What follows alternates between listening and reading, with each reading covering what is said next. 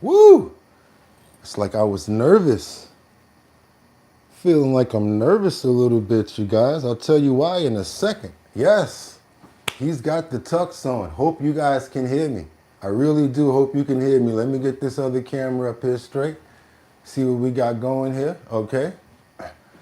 It's our anniversary for real, as far as like the first time I started putting Trump in the headlines, first time you and I actually started to communicate. It's the 21st of January. We actually made a full scope around the year. Like I said, it's our anniversary month, but today, it's the first day I actually started pressing that button to get to know you guys, to do our show. So I'm sorry, y'all know I'm emotional, so it's kind of hard for me to hold this back. I'm very happy today because we're here. It's been an entire year pressing that button, going live. You guys have been loving the show. You've been my family ever since, and I just appreciate you guys, and I want to thank you guys. I hope you really can hear me too, because it's coming from the bottom of my heart. It really is. So hope everybody's good coming in this morning. Let me get this camera straight. Oh boy, I can't believe it. Really? Wow. Whole year. Let's go, y'all. Let's get it. It's our bottom line, y'all. Let's go.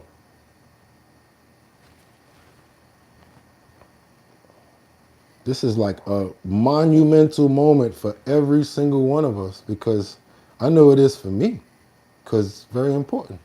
So yeah, your boy. Time for our bottom line. Like, I'm like, really? We did that. Okay. Being a loony, making sure you just keep on focusing and saying, you know what, just keep on going, keep on going, keep on going. And then days where people were like, you don't have to go on today. You can miss a day. You can do it. I was like, nah, I can't do that. Wow, you guys, an entire year around. It's happy birthday, my friend. One more year upon them.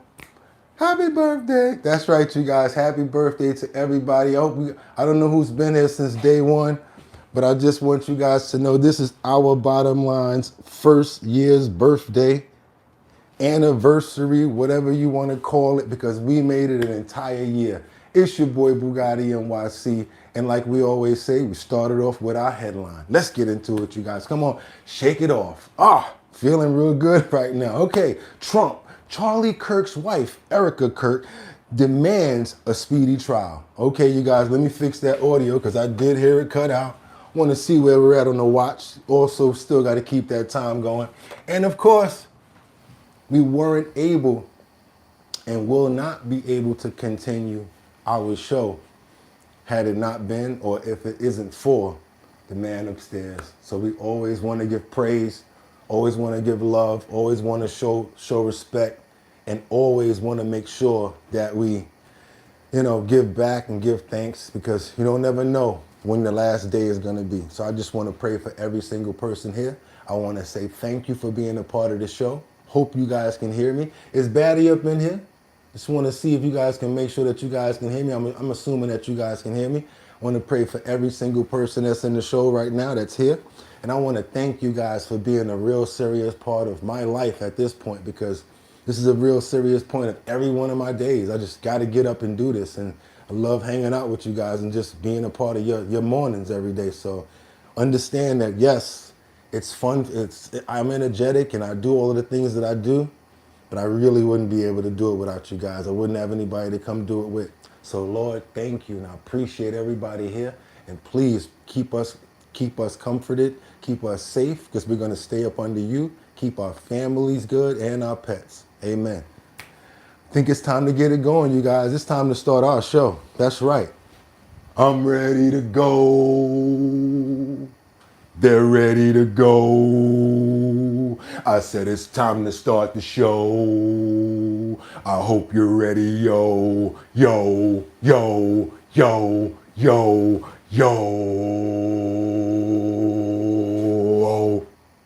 And I'm assuming you guys can hear me. So we're gonna do what? Wind it up. Wind it up. Wind it up. It's 6 o'clock somewhere. Now let me see if you need your little wave this morning, because you was close already, but I'll still throw it.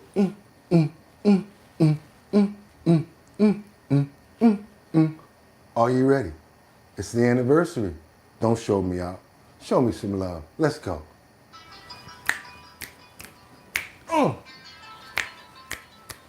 Okay.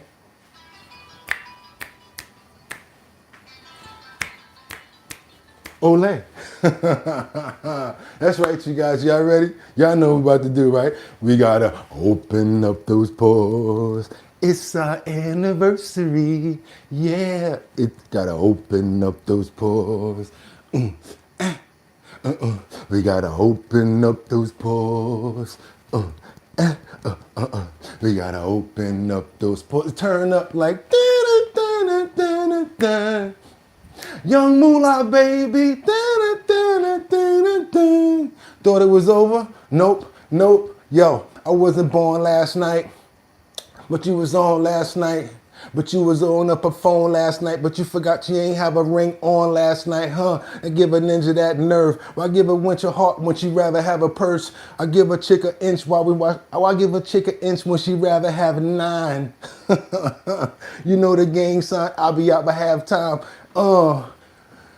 When the itch nigga on you, and your ninja can't do nothing for you.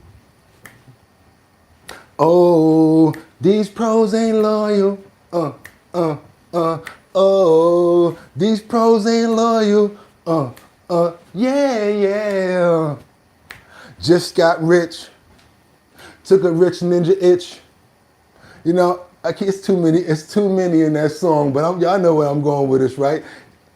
When a rich nigga you and your ninja can't do nothing for you. First of all, we celebrating for our anniversary. It's our birthday. It's our bottom line. I'm happy we were able to turn it, come around the sun one more time together. It's your boy BOOGOTTINYC, and what we about to do?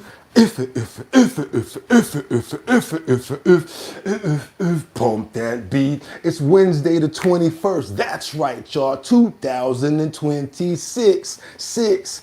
I'm your boy Bugatti NYC, and this here's our bottom line. When we be talking about this and that and that and this and this and that and that. When we be talking about this and that and that. And this, and this, and that just got me lit. Young moolah baby.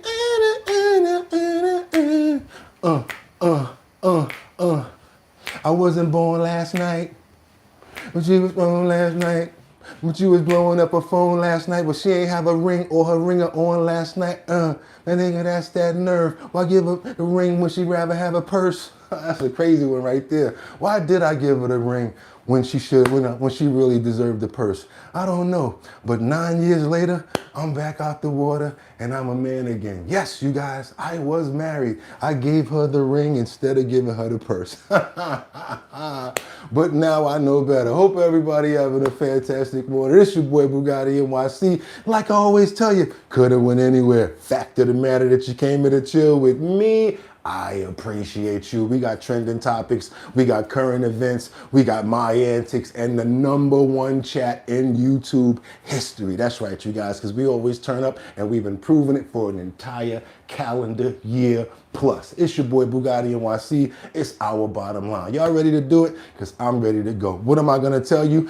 I got 5 on it. I'm going to stack 5 videos at a time. That's right, 5. We're going to keep it moving so that we have a lot of dialogue and have something to talk about when I come back to the chat. That's right, you guys. All I need you guys to do is stay on topic, stay on point. This way we have a fantastic dialogue and everybody understands what's going on. Also, let me know where you're chiming in from and what time it is, you guys. Even though it's our anniversary, we got a lot of responsibilities as far as follow-up stories, trending topics, and a lot more. It's a good show today, you guys, I promise you. And without any further ado, y'all know what's next. Let's get into these titles. That's right, you guys. Let's get into these titles. But let me see something real quick. Let's see who we got in the building real quick, because I can't just do it like that.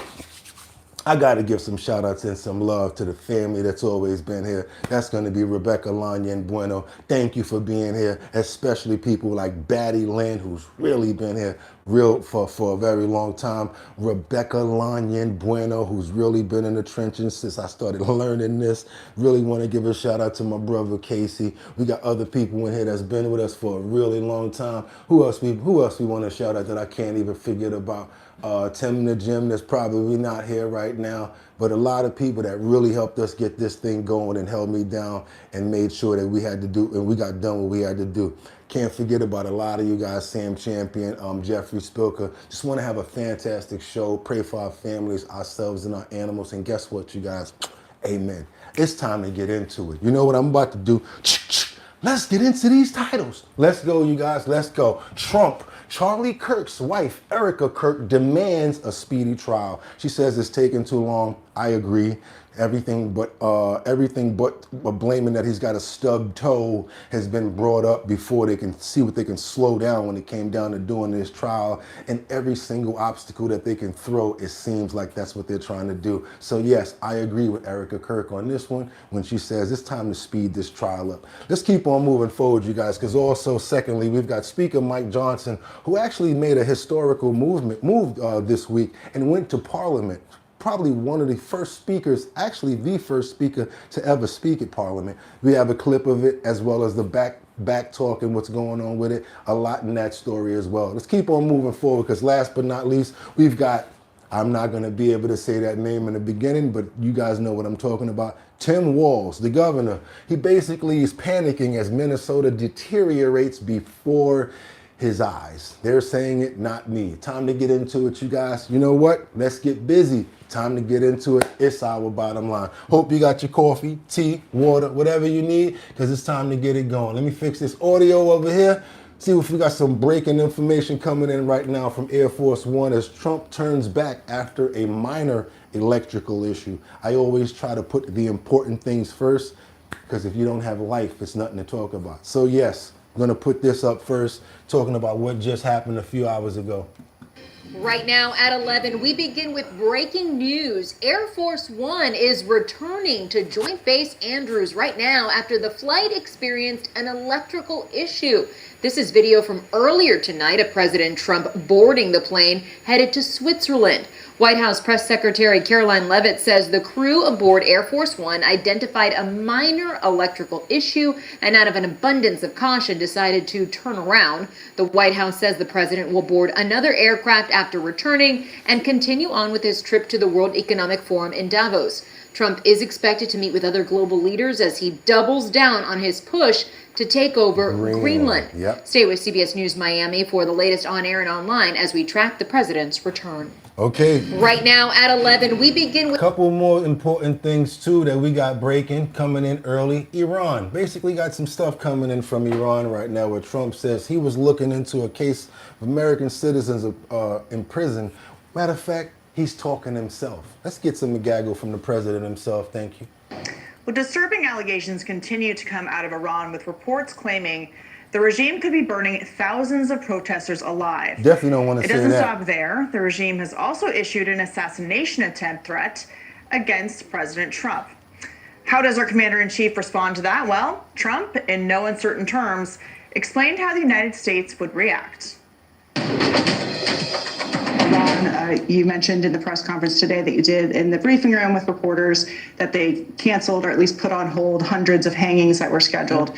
However, there are reports that they are still burning thousands of protesters alive. They also issued an assassination threat against you over the weekend. I know that you can't talk about what's on the table, but what is your response to Iran's leadership in the regime continuing to taunt you, threaten you, especially given over the weekend you said it's time for new leadership in Iran? Well, they shouldn't be doing it, but I've left notification. Anything ever happens, we're going to blow the whole country is going to get blown up. Now the shades need to come in.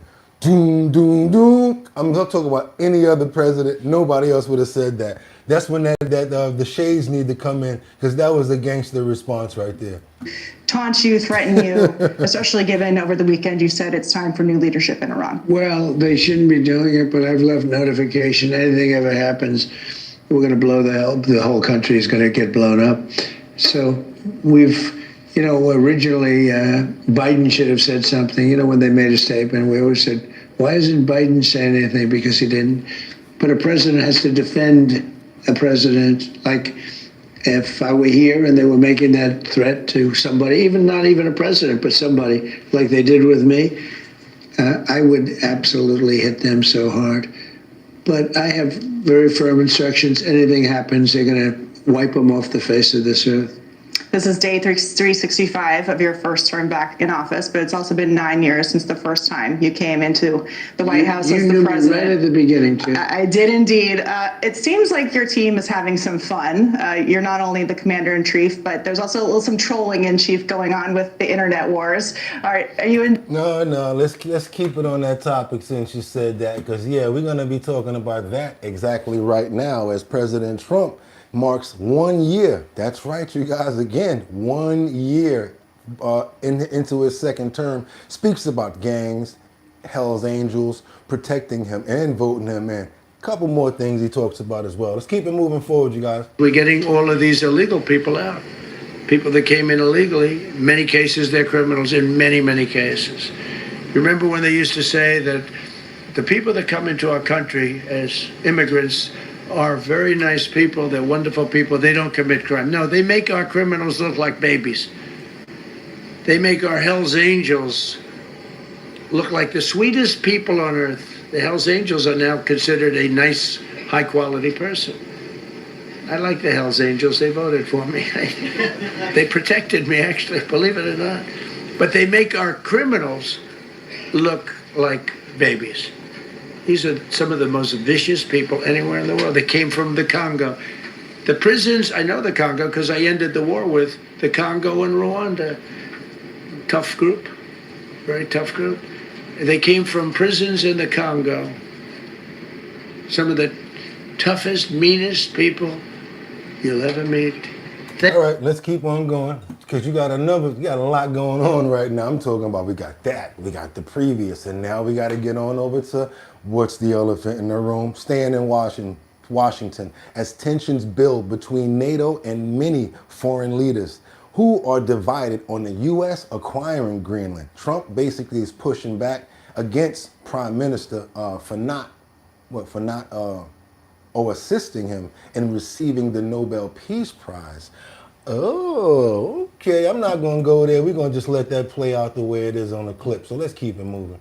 Pressuring European leaders to sign off on his plan to acquire Greenland. He sent a text message to Norway's prime minister, now making waves in Washington and overseas. The Fox News correspondent Connor Hansen reports. President Trump is threatening 10% tariffs on European countries that try to stop him from acquiring Greenland. Norway's prime minister says he has been trying to de-escalate the situation. But in a message back to the prime minister, President Trump wrote in part, quote, "Considering your country decided not to give me the Nobel Peace Prize for having stopped 8 wars plus, I no longer feel an obligation to think purely of peace." He's very preoccupied with the Nobel Peace Prize, and I've explained to him many times that it's an award given by a Norwegian committee, not by the Norwegian government. Democrats have seized on those messages. It feels now like American foreign policy, at least towards Greenland, is being driven by Donald Trump's ego, not by our national interest. President Trump says the U.S. needs Greenland to counter Russian and Chinese operations. Okay, we in the Greenland now. So you guys want to talk about Greenland? Let's do it from the beginning to the end in that case. Let's talk about Greenland and talk about him and ask him himself instead of hearing from third-party people and what's going on with that. Do your boy a favor, double tap that screen to get those likes up for our anniversary edition of Our Bottom Line. You guys, good morning. Let's keep it moving. Double tap that screen, get those likes up. I still owe you like 2 more. Okay, 1 more. Yes, blonde, blue. With the computer? Yes, go ahead. Ma'am, go ahead. With the blue, holding the computer. If a consequence of your determination to take control of Greenland is the ultimate breakup of the NATO alliance, is that a price you're willing to pay? You mean the breakup of it's very interesting. The NATO alliance. So I think something's going to happen that's going to be very good for everybody. Nobody's done more for NATO than I have, as I said before, in every way. Getting them to go up to 5% of GDP was something that nobody thought was possible, and pay. At 2% they weren't paying. At 5% they are paying. And they're buying a lot of things from us, and they're giving them, I guess, to Ukraine. That's up to them, but they're giving them to whoever they're giving them to, but they're buying a lot. I think that we will work something out where NATO is going to be very happy and where we're going to be very happy. But we need it for security purposes. We need it for national security and even world security. It's very important. How about it? Thank you very much. First of all, last year you told me that you... No, just get on over to this next forum. We got enough for that topic right there. You know, we try to keep it moving, you guys. We're going to get on over a little bit more with the president as he talks about the economic forum in Switzerland. A little bit more. I know. Let's keep on going, you guys. Let's go. Later today, President Trump is set to take off from Washington to attend the World Economic Forum in Switzerland. I wanted you guys to see these numbers. Now, the president is expected to talk about the U.S. economy and his desire to acquire Greenland. ABC News reports the president says he 100% intends to follow through with threats to slap new tariffs on 8 European allies starting next month if a deal isn't reached. When asked if he would seize the territory by force, he answered, quote, "No comment." European leaders are calling for diplomacy, but they also say they're ready to retaliate if the U.S. follows through on the tariffs. Priority here is to engage, not escalate, and avoid the imposition of tariffs. Should the threatened tariffs be imposed, the European Union has tools at its disposal and is prepared to respond. All right. That's enough.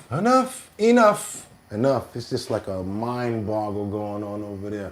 Greenland, Switzerland, France. We got to keep on going. France. Speaking of France, yes, they reject Trump's offer to join the Gaza Board of Peace. A couple of other people actually went. They're going to join, but not France. Let's keep on going. The world will be discussing the future of Gaza as President Trump is set to host a signing event for his new Board of Peace in Davos the Board later this of week. Peace. Chief Foreign Correspondent Trey Yinks joins us now from Tel Aviv with the latest. Hey, Trey. Yeah, hey guys, good morning. Later this week, President Trump is set to hold a signing ceremony in Davos, Switzerland for the Board of Peace. This event is scheduled to take place on Thursday morning and will mark the transition into phase 2 of the Gaza ceasefire deal. Around 60 invitations were sent out, mostly to leaders of foreign countries. Countries like Canada and Argentina have already agreed to join. Others, including Russia, are reviewing the invitation, and France has rejected the offer from President Trump. The president responded last night. You know I had to Give get your it. response to President Macron saying he will not join the Board of Peace?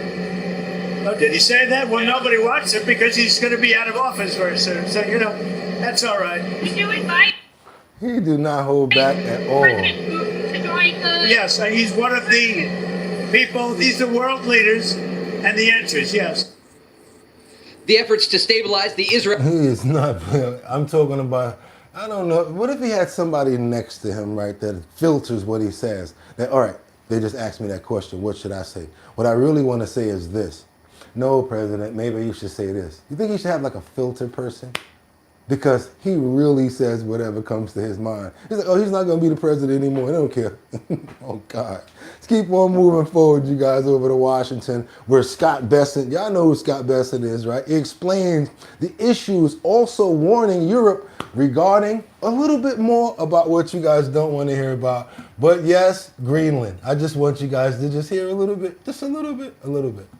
Breaking right now, Maria conducting a one-on-one interview with Treasury Secretary Scott Bessent at the World Economic Forum in That's enough Davos. of this out-of-town, out-of-country stuff. Secretary, let me begin on trade and tariffs because President Trump seemed to set the tone of conversation even before he has arrived by threatening tariffs on our European allies until they support his plans to acquire Greenland. How do you justify taking over a country when, in fact, Denmark and Greenland have said they are not interested?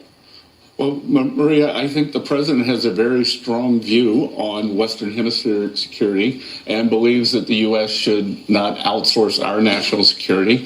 He believes that Greenland is essential for the Golden Dome missile shield. And he also Yeah, the president, as usual, it's the move after the move that. Sometimes just one sentence for me. Sometimes this is one sentence for me. Is that Greenland is essential for the Golden Dome missile shield. I think that's like a very important part right there. Remember that Golden Dome missile shield that they was talking about, right? They're trying to close a lot of things up over there, but just a little point that I noticed in that conversation. Also, we got somebody that you guys know and love, and I know when he pops on the screen, you guys are gonna light up like, you light up my life, you give me hope to carry on. I'm talking about none other than your favorite. That's right, your governor. Is he your governor? Yep, your governor, Gavin Newsom. That's right. He slams the complicity of the world leaders and says they should not be kissing and bringing. He said that they should be bringing knee pads when they meet with Trump. Especially you got these people giving them crowns, giving them Nobel Peace Prizes. What do you guys think about what Mr. Newsom has to say? You know, I know a lot of followers of both parties are here, so I want to know what you guys have to say about this. Now we're going to skip that right there. We're going here. Jack, good to see you. Governor Newsom, do you have a message for Europeans who are concerned about the messages from the White House? Notice how he looked like he all happy at first, and then he just breaks into it. House around Greenland this week? Yeah, it's time to buck up. It's time to get serious and stop being complicit. It's time to stand tall and firm, have a backbone. I've seen this in the United States, the supine Congress playing both sides, saying one thing on a text or a tweet and another publicly. It's time to have principle. It's time to stand tall and strong. It's time to stand united. You make that determination. I don't make that determination. When you say standing collectively, I can't take this complicity. People rolling over. I should have brought a bunch of knee pads for all the world leaders. I mean, handing out crowns and this is pathetic. Nobel Prizes, they are being given away. I mean, it's just pathetic. And I hope people understand how pathetic they look on the world stage. I mean, at least from an American perspective, it's embarrassing. This guy's playing folks for fools, and it's embarrassing. Europeans think this is diplomacy, and this will ultimately this is work. Diplomacy with Donald Trump? He's a T-Rex. You mate with him, or he devours you. One of the other. And people need to stand, but no, the Europeans could be if they continue down this path and process. They need to stand tall, stand firm, stand united.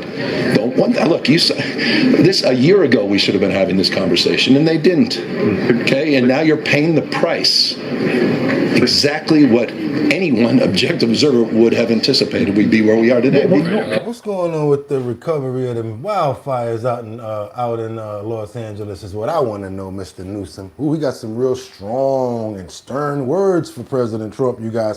What do you guys have to say about that? What? He is pathetic. Someone should hold a mirror up in front of him while he talks. Okay, Newsom. Okay, jealous, high going Gavin Newsom, the destroyer. Why is the chat having Trump supporters as mods to the TF?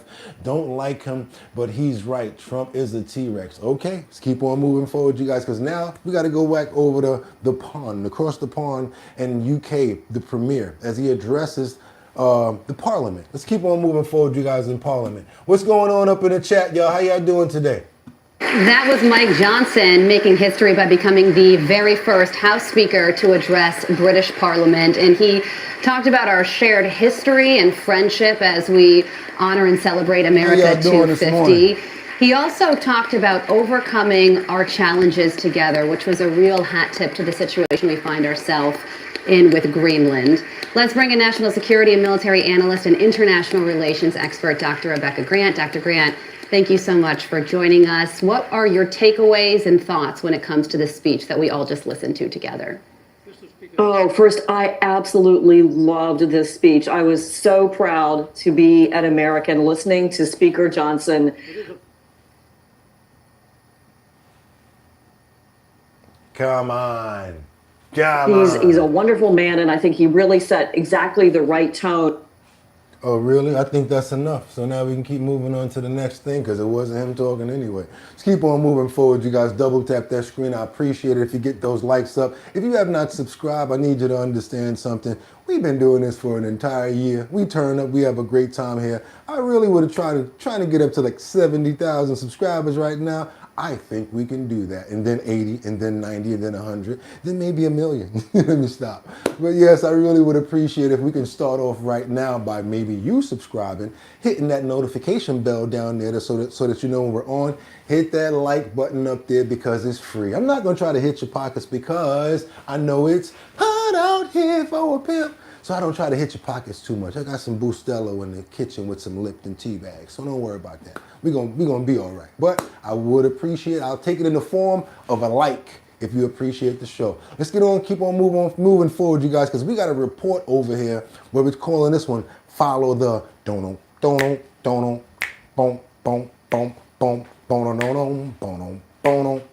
Got to follow that money, y'all. And who are we following right now? Ilhan Omar, who's been under investigation for racking up millions of dollars, I gotta fix that, while working for Congress. There is a report that now her and her husband are being investigated. Just happened, you guys, some breaking information. Double tap that screen. Let's get those likes up, because yes, you're not playing about this one right here. Let's go. Fox News alert, Ilhan Omar under investigation after racking up millions while she was in Congress. Senior national correspondent Kevin Cork has it. What's up, Kevin? Good to see you, my friend. What's the old saying? Follow the money? Well, that's precisely what the House Oversight Committee is doing. They are probing squad member Ilhan Omar's skyrocketing family wealth, Jesse, especially in the wake of that $9 billion, some would argue $19 billion, Somali social services fraud scandal that exploded in her district in Minnesota. The Oversight Chair, James Comer, says his team's lawyers are exploring the extraordinary... I wish I could invest and make a return on my investment as much as they did. I know a lot of people in the comments probably gonna feel mad, angry at me about this, but I don't know that many people that can make that much money this fast. I need to really invest with them. Step of subpoenaing Omar's spouse over his curious business practices. Republicans want to know how the Somali-born Omar and her politically connected husband Tim Minette went from being nearly broke to being worth around $30 million in just a year, according to her 2024 disclosure forms. Quoting Comer now, there are a lot of questions as to how her husband accumulated so much wealth over the past 2 years. It's not No, I'm not trying to say that this hasn't been done before, and people like Nancy Pelosi shouldn't be called out for insider trading and things like that we know about, to the point where people actually made an app that followed the Pelosi's because it made sense to follow their trades. There's really an app that they made. That's why they're trying to stop all of this stuff with the government.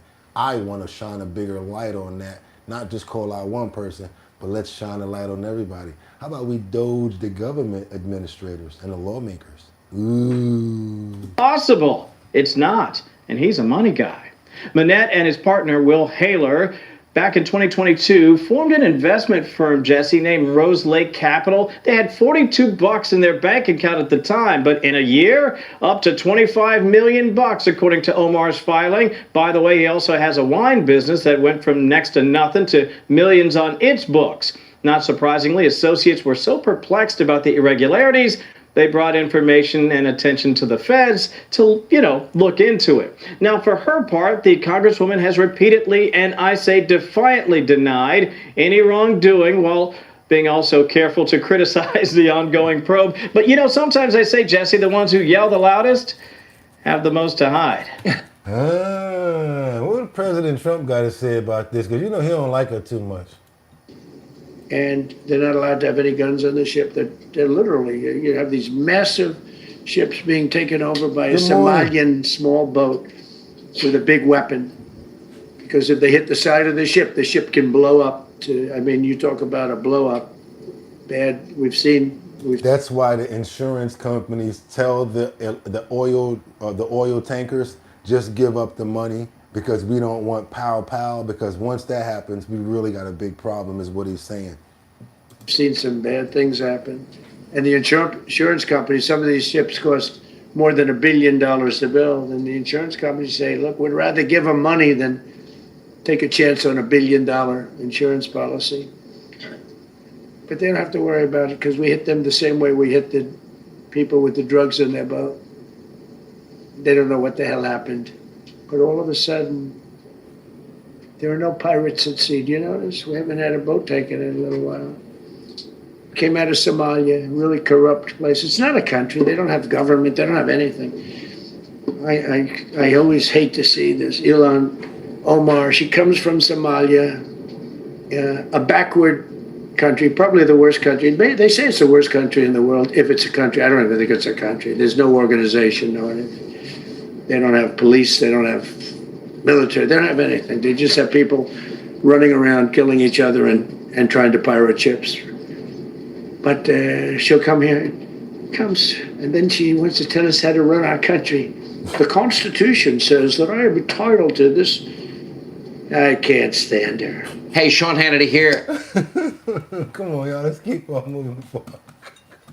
Let's keep on moving. I told you, he does not. Yeah, your boy, if he feeling something, he like Stephanie Mills. Something in the way you make me feel. If he feel a certain way, he gonna let y'all know. Let's keep on moving forward because the Ayatollah is issuing threats on the United States. Jack Keane basically says this is exactly what's gonna happen. Let's keep on going, you guys. General Jack Keane. General, good morning to you. Great to have you back with us to go ahead and size this up. Ayatollah's been in charge for 37 years. This is what he said over the weekend. The U.S. had made extensive preparations to orchestrate this sedition. The sedition was a prelude to even bigger schemes. The Iranian nation defeated the U.S. Yes, we extinguished the fire of the sedition, but that isn't enough. The U.S. must be held accountable. At a minimum, you have 5,000 dead. Last week, that number was more than double that. I don't know what the real number is. Perhaps it's higher than that, General. With regard to the Commander-in-Chief, what are his options right now? Well, I think he's taking the right path here. I mean, he wants to replace the leadership in Iran, not just the Ayatollah, but all the mullahs and the hardliners that are around him. And certainly that's what the people in the streets are willing to sacrifice their lives for. And when we get a final tally, already, right now with the numbers the Iranians are releasing, that's the most brutal attack on their own population in their 45-plus year history. Fact. And it's going to escalate even more when they get the final tally on it. So this is the path we're on now. We want this regime to collapse. And that's the right path. The president is the 8th president to deal with this issue. 3 of the previous 7 presidents never retaliated when they killed Americans through their proxies. All of the presidents stood by while Iran increased its strength and its power and its influence in the region. This president, in 2018, slapped maximum sanctions on them and walked away from the nuclear deal, which would have given Iran a nuclear weapon if they wanted in 2030. And those maximum sanctions are paying the price right now and influencing these demonstrators to get out on the streets. Then he killed Soleimani, who was going to kill more Americans. They knew that, and is the guy that organized all the proxies to kill Israel and to kill Americans. And then he fully supports the war that Israel is prosecuting, decapitates Hezbollah, decapitates Hamas, and then destroys their nuclear system. This is the path we're at now. And now he has told them, I want this regime to go, and he said that he's going to support the people who protested and were willing to give up their lives. I want to see the next move, though. I know it's a very severe point right now because we've been saying that for a little while, and some other people have lost their lives. So my question is, are they going to start moving in? What do you guys think? Do you think we should? Should we mind our business?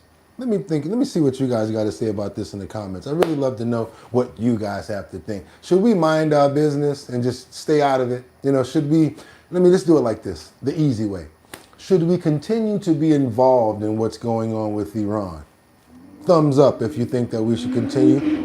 If you do not think that we need to be involved with Iran, We can do a thumbs down and make it that simple. I'd like to know what the people in the chat are thinking about this situation here. If you don't really care, it's up to you. Let me know what you say in the word. Let's keep on moving forward though, because in Minnesota, we have a situation going on over there with Tim Walls. You didn't get me. You didn't get me because I know you guys always tell me, don't say the first part. Okay, we got a big iceberg of events that's going on where Tim Walls is kind of panicking in Minnesota because now it's disintegrating like right in front of his eyes where he's watching this thing go on. These churches and their latest targets, I really don't appreciate that. I think that the churches in certain places should remain neutral. We got some thumbs up here with 2 thumbs down. We got 3 thumbs down. We got, okay, it's almost half and half so far when it comes down to Iran. Have to say it's 50-50. I think it's a lot 50-50. Got a couple of people that don't even care. And then we got some people that says, good morning, fam. Good morning, everybody. Let's keep on moving forward. But I would appreciate if you guys can double tap that screen to get those likes up. It gets more people over here. How? YouTube puts a signal up and it shows the thumbnail. People are like, hey, what's going on with that? They click on it and let me keep on going to work. That's all we got to do. Just get them on over here because we got some info for them this morning, especially some information right here about these anti-ICE protests that have been taken over. But just a couple of tidbits that I wanted you guys to hear. Let's have a little light relief courtesy of Town Hall Media and Tim Walls, Tampon Tim Walls. I would not put it past this administration to target midnight mass services amongst folks going to worship. Renee Good! Renee Good! Renee Good! Where are you? Where are you? Where are your people? Why are you not at Wimble every day fighting? So now they're in there chanting and screaming while the preacher, the reverend, is saying, this is a house of worship. Why is this going on in here? And I totally agree. You don't bring stuff like that to a church with people that don't have nothing to do with what your cause is or your fight. Also, it kind of also, let me double down on, if you got a problem with somebody and you feel in a certain way, don't go out into traffic trying to stop cars. Because if you get hit, yeah, get your ass out the street. Just keep on moving forward. For the humanity. You drink your coffee, you got your jewelry, you have your nice clothes. You drink their coffee, you got your jewelry, you got your nice clothes. So what? What's the problem? What do you do? What do you do to stand for your Somali and Latino communities? What do you do to stand for your Somali and community? What? Always the way with the left, it's all about projection. They are guilty of precisely what they're accused their political opponents of doing. Always. And Tim Walls, I think, what did he say in the debate? Knucklehead? He tends to be a knucklehead, so he did not pick the best example there, and the timing couldn't have been worse. He is in hot water. He really, this whole gigantuan level of fraud that's coming out of Minnesota while he presided over that state as governor, we're just at the tip of the iceberg of that story, and he is implicated, whether by actively being involved or just being incompetent, whatever it is, in some way he's complicit. I think he's worried about it. That's one thing a judge will tell you. Just because you're stupid don't mean you ain't guilty. Now come here. Watch your head. Oh, look at that pizza shop. Oh, look at that Chinese restaurant. You be wishing you anybody when it gets to that point. But I don't think it's going to get to the point where it gets any jail time or anything like that. You guys would appreciate if you double tap that screen and get those likes up. We got to get on over to Utah with this Tyler Robinson case. And it's been a lot going on. We've been listening all month to them talk about, oh, we need to get rid of the video camera because they may have somebody that can read his mouth. Okay. Now we need to get rid of the prosecution because the son of the prosecutor was there when the pow happened. Next thing you know, they're going to say, hey, we need to get rid of the judge because I don't like the way he's looking at me. You see how he's looking at me right now? I don't like the way the judge is looking at me. So finally, we got a situation where Erika Kirk is demanding this Tyler Robinson case. Can it just start to proceed and stop getting out of all of these little mini hearings? Let's see what she has to say about this situation, you guys, and let's go. Let's get into this. Erika Kirk is demanding a speedy trial in the case against her husband's accused killer, Tyler Robinson, after she claims his defense team is delaying proceedings. The new filing from Erika Kirk's attorney reads in part, quote, "Nobody believed in the importance of the United States Constitution more than Charlie Kirk. And although the United States Constitution guarantees criminal defendants many rights, it does not guarantee them the right to cause undue delay in the criminal justice process. This follows Friday's hearing on a defense motion to disqualify the prosecution team for conflict of interest after they argue one of the prosecutor's children was present when Charlie Kirk was assassinated. Fox News contributor and criminal defense attorney Donna Rotuno joins us now. Good morning, Donna. Good morning, Asa. Good morning. Do you agree with Erika Kirk? Does this need to speed up? I mean, it's amazing. It's been 5 months. He hasn't even pled guilty or innocent. He hasn't had a preliminary hearing. Is that normal, and why is it taking so long? So it is taking extremely long. This is very atypical. Normally, a preliminary hearing or an indictment is a procedural step to move the case forward. With a month? And in many jurisdictions, you're not even entitled to the evidence or the discovery prior to that hearing as the defense. In this case, somebody said it's a new judge. I'm not sure about that, but I don't know. The defense. They're saying that he's trying to be very precise and accurate, not to mess anything up, to make there a possibility for there to be any reason for appeal.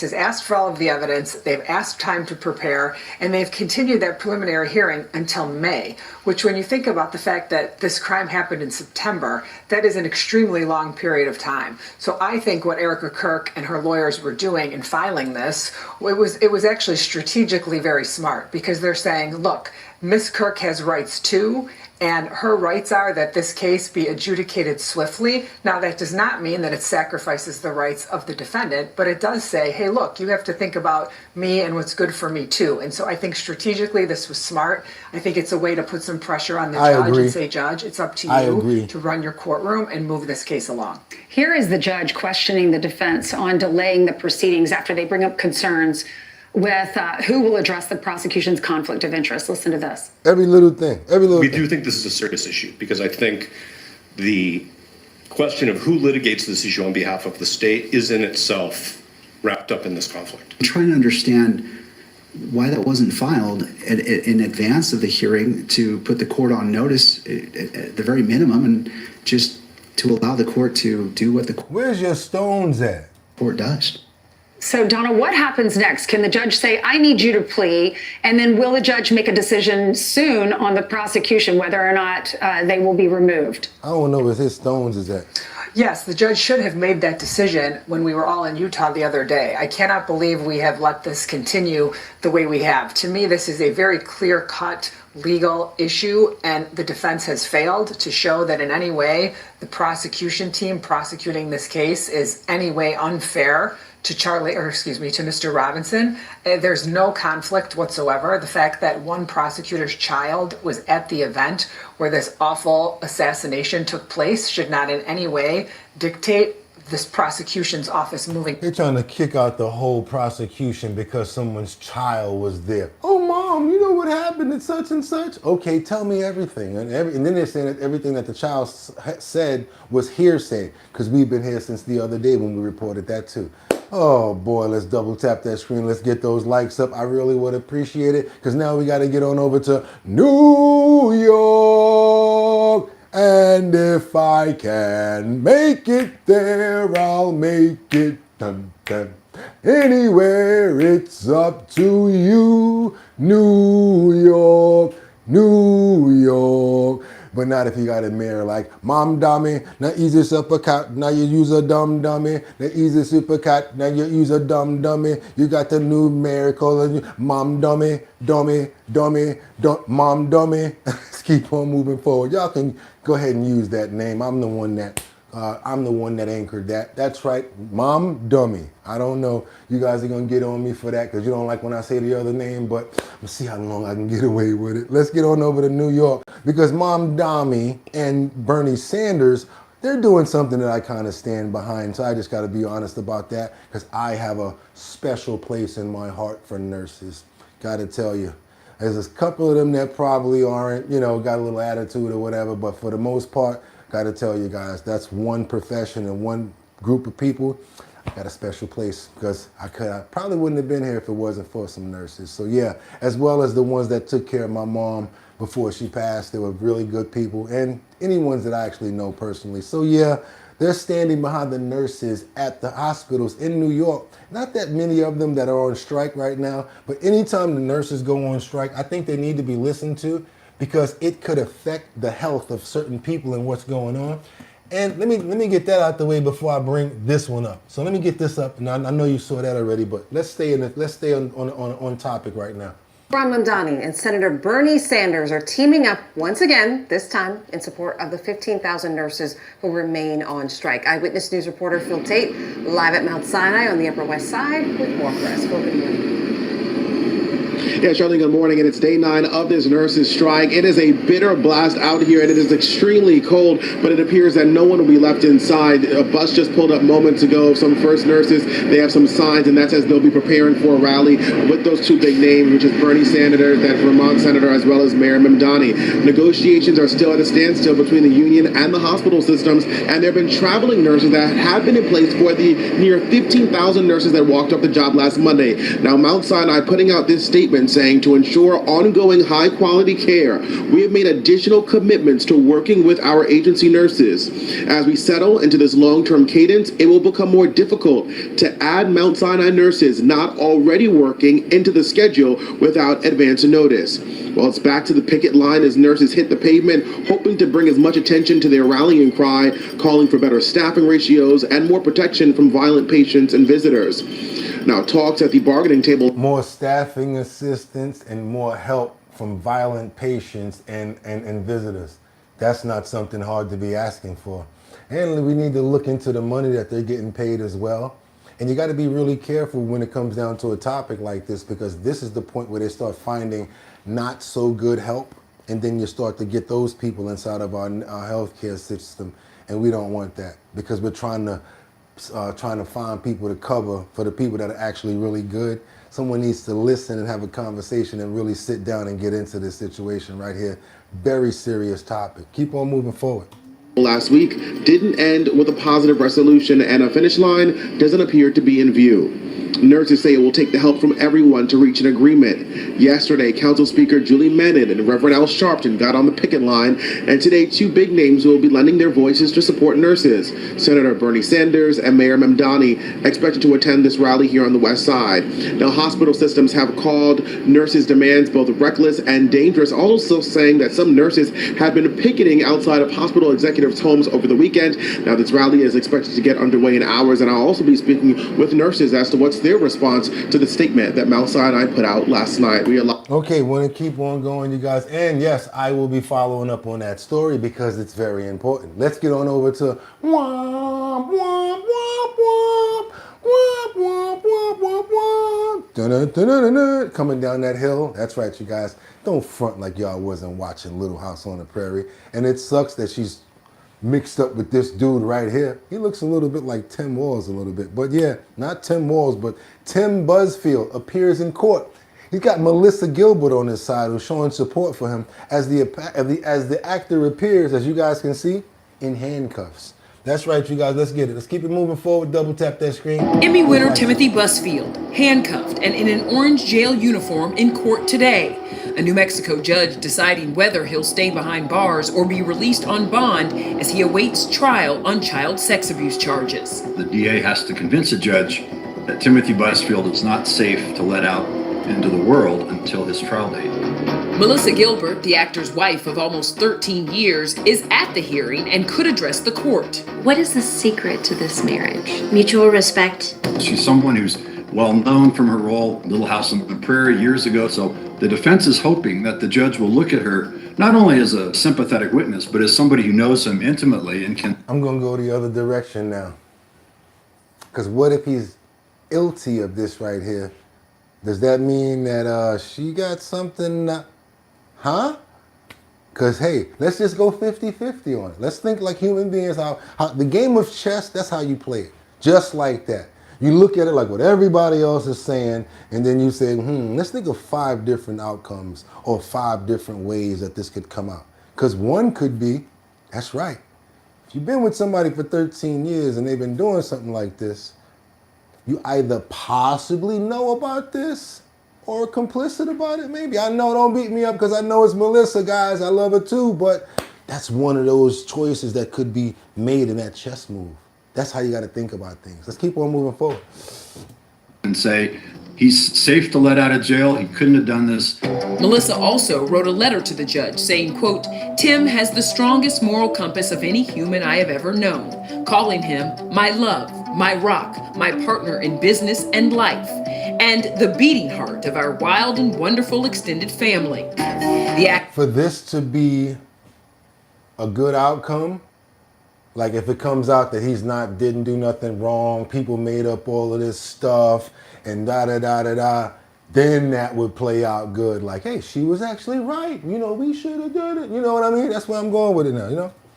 Actor's 30-something co-stars also wrote letters of support, including actress Patricia Weddick-Olin, who played his wife, and her husband Ken Olin, who wrote, I know in the very bottom of my heart that Timothy would never do anything to... Comments, people are very smart. Got people saying you never really know who somebody is, and people will hide who they really are. You guys know what y'all talking about. Yeah, especially when it comes down to doing certain things. You wouldn't want your wife to know about that. Yeah, how many times you see the predators with the guy that catches the guy coming to see the little kid and he's walking out the back like, oh, you're here to see who? And the guy's like, oh, I was just here to, have some milk and cookies and play video games. Well, you didn't say that. Look at your picture of your, and then I don't want my wife to find out. Exactly. Sometimes you never know who you're sleeping with. Sleeping with the enemy. Cruelly exploit or harm anyone, let alone a child. Also in the defense team's 237-page filing, a psychosexual evaluation where Busfield claims he and Melissa have a satisfying sex life, a polygraph exam he allegedly passed, and 2 brief audio recordings of initial police interviews in which the alleged victims say Busfield did not touch them in private areas. Man, ain't nobody trying to hear about Half Pint doing anything. You kidding us? We don't want to hear about that. Charles will come out of nowhere like, not my Half Pint. No, I don't want to hear about none of that. Let's keep on moving forward, you guys. We got to get on over to San Francisco, the Bay Area. I said Half Pint. Oh, shit. Yo, your boy said Half Pint. That's not funny. I want to pray for anybody that's probably unaffected by this situation, and I'm praying that it's not true. And then we're going to pray for the other side. But if so, he needs to get what is proper due, and we need to listen to all of the victims and the people's accounts before we make any judgments. Amen. Let's move forward, you guys. Let's keep on moving forward. San Francisco to the Bay Area. Sad part about this story is when you got juveniles that get together, we used to call them wolf packs, because a lot of times, when you run from a wolf, that's the first thing that draws their adrenaline to make everybody look at you. Now you're something to look at. You're a focal point. So that's why they tell you never run from a dog. Sadly, I know it's hard to do. Big old dog running at you and you're like, you want to run.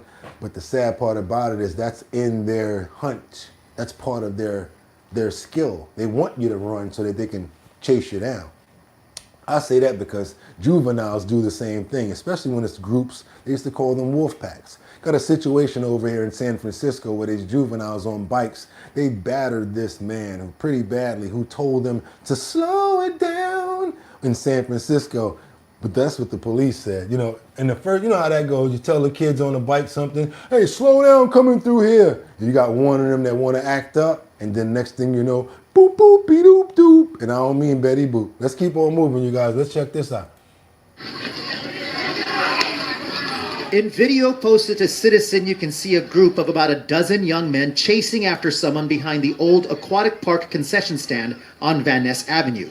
A group of 3 or 4 attacked the man, with one of them pulling away his shoulder bag. That don't look like 3 or 4 to me. I see about 9 or 10 bikes on the ground right now. You can also hear bystanders yelling, "Stop!" and "No." The victim then realizes his bag has been taken. The bag is They're like, we out, we out, we out, we out, we out, we out. That means we out of here. We running. Let's go. Thrown into the street, and the group begins getting on their bikes to ride away. As the man who was attacked tries to retrieve his bag, he appears to collapse. Police say it all happened just before 3 p.m. Saturday. Investigators say the attack all started after that man told the young bicyclists to slow down. Today, neighbors in the area say they're rattled. Who raises these kids? Basically, that's what I think. And she said it. Who raised you? Y'all know where you get that from, right? TK Kirkland. She said, who raised these kids? Don't they have any feelings for humanity? Frances, who lives on Embarcadero but walks through here regularly, tells me she's stunned and that she had always felt safe when coming through the area before. There's not very much crime in this, right in this vicinity, so unfortunately, they were here. She did say, but man, when you get them kids out, it don't matter where they at. You get the wrong group, and especially like the ones that ride in the convoys like that, they like to get a lot of mishaps and wilding out going on. That's what they call it, wilding, and it happens. Sad to say, when I was a kid, I probably wilded out sometimes before too. Sad to say, but I ain't do it like that. I ain't beating up no old person or nothing like that. Hopefully that person came through that well, and that when he collapsed, it wasn't nothing major. Hopefully that he's safe and he's got out of there, and his kids are gonna be able to be accountable for what they're doing. Amen. Sad situation, you guys, and it all comes from where? The home. Ain't nobody whooping their head. Whoosh, get over there and sit down. You had a kid like that, be a whole different story. What happened to the switches? When your mother used to be back in the days to go down south, you know, you hear people talking about going to get the switch. Remember that? Go get the switch. And you come back with the little one. I used to live down south for 2 years because I tried it before. Come back with the little switch. And then they be like, nah, go get another one. And then they put it together and whoosh, whoosh, whoosh. And you like this, no mommy, Y'all know what I'm talking about. See, what happened to the days when you can, I can't even say those words. Your kids. You need to discipline the kids because they won't be outside acting like this. Let's get on over to decal, but the superintendent wife told the judge to please let him out after he's been charged for trying to strangle her. Got the nerve to talk about they've been having problems at home, so please, he don't understand what's going on. He didn't mean to do it. You mean to tell me he had his hands around your neck like Homer Simpson does Bart, and you want me to let him out? That judge ain't stupid. You might love him, but I'm gonna make sure I don't get in no trouble for letting him out. Let's double tap that screen to get these likes up right now so I can show you guys what I'm talking about right here. It's at 6. Some DeKalb County School District employees told us today they're not surprised the police arrested their former superintendent accused of strangling his wife. Dr. Devon Horton appeared in court today, and Channel 2's Taisha Fernandez is live outside the DeKalb County Jail where he spent the weekend. You heard what he did? Linda, we know Dr. Horton bonded out today, but he did not come through these doors behind me that inmates normally come out of when they're released. Now, today in court, Dr. Horton's wife requested that the judge allow him to live at home while he fights these charges, but the judge said no for her safety. Exactly. You might be stigmatized, but I'm not letting him back in the house. I want to set a bond in the amount of $25,000. The DeKalb County judge allowed former DeKalb Superintendent Dr. Devon Horton to bond out Monday, but with several conditions. Dr. Horton cannot live in this Stone Mountain home with his wife and kids, and he can't have any in-person contact with his wife. On Saturday, police arrested him for allegedly strangling his wife in front of their 2 young children. That offers a lot of concern. It does not take much pressure before something worse can happen. Dr. Horton's wife, Christina, told the judge she did not call 911 Saturday. She wants her husband to be allowed to live at home while he fights the charges of aggravated assault and child cruelty. She said her husband has been stressed out since the feds indicted him on fraud charges for allegedly stealing money from his last school district in Illinois. Well, she trying to make it so that that's not the excuse of when they come in there and say, well, why'd you do it? I've been stressed out. She's smart. You ain't. I'm sorry, Christina. That's not the good idea. What's your name? Yeah, not a good idea. My children to have their father here in the home. Even in the moment that things were escalating, I was never fearful for my life. My children were never in danger. I spoke to multiple teachers who aren't surprised by Dr. Horton's arrest. One of them posted this on Facebook. It says, raise your hand if you're a woman and experienced his temper flip in person. Whoa. Dr. Horton's wife told the judge Horton is not a threat. I know he's very remorseful and that this would never happen again. It has never happened, period. He's not a violent person. I just feel like he is under a lot of stress. What was Bart Simpson's snake's name? Does anybody remember? I can't say the word. But if anybody ever watched The Simpsons, Bart Simpson had a snake. What was his name? And that's what he did to her. That's the name of the snake. It was hilarious. How you gonna name that as a snake? How you gonna use that name? Do y'all remember anybody watch The Simpsons before and know the name of Bart Simpson's snake? Then you know what I'm talking about. Oh no, that's crazy. Anybody got it? There you go. Look at Mike Holmes. That's why I love The Simpsons. How are you gonna name something that? And it happened to be a python. Let's keep on moving forward, you guys. We got to get back on over to New York. We got to look out for our kids. And y'all got to stop having such a bad attitude when you go drop your kids off or when you're moving around. And I have to be, I try to listen to myself and practice what I preach. I really do. I really do. And y'all see, I be calling myself out on it. So check this out. We got an unman who opens Pow Pow near a Bronx school. Yes, over an argument. And sometimes it happens in the morning, you be on your way to work, you get mad, you be driving somewhere, next thing you know, it just happens. Well, what you doing with an Willis? Keep on moving forward, you guys. Double tap that screen, get those likes up. We going to the Bronx real quick. Are on the hunt tonight for a man they say opened fire in front of a Concourse Village school. And the homegirl had the biz at, like, what's up? Like, watch this. Sending one person to the hospital. News 12's Mike Lamort has the exclusive video. Too much, as detectives search for the gunman. Too much, too early. Surveillance video showing what happened Friday afternoon in Concourse Village. It started with an argument at a stop sign. Both this man in the black jacket and the woman next to him shouting at the white van before charging towards the driver. Another angle shows them chasing the car as it rounds the corner on 156th Street. That ain't even road rage. That's foot against road rage. The man unzipping his jacket, pulling out what police believe to be a gun. Moments later, two men hop out the white van holding what appears to be a pipe wrench. Come on now, I'm gonna need y'all to double tap that screen and get those likes. So we gotta get more people over here to see these stories and what we got going on. It's our anniversary. Yeah, I know we can get up to 400 likes. Come on now, subscribe to the channel if you have not already. Become a member. Hit that notification bell down there so you know when we're on. And the like is right there. All you gotta do is boop. And get a notification going up, and people will see what's going on over here. Let's go. Let's keep it moving. Chasing the duo into the street where the brawl begins. The fight splits into two different directions. That's when police say the man in the black jacket opens fire just off camera, shooting a 37-year-old man in the stomach. First responders say the victim brought himself to the hospital and is expected to make a full recovery tonight. This all unfolding around 3:45 in the afternoon, a time when neighbors say their Concourse Village neighborhood is quiet. This is actually the first I'm hearing this stuff, but for the most part, everything's, it's all right around here. The altercation which led to that shooting happened right outside two schools. Students tell me they were in a lockdown. Word to everybody. It's a school, it's a bunch of kids.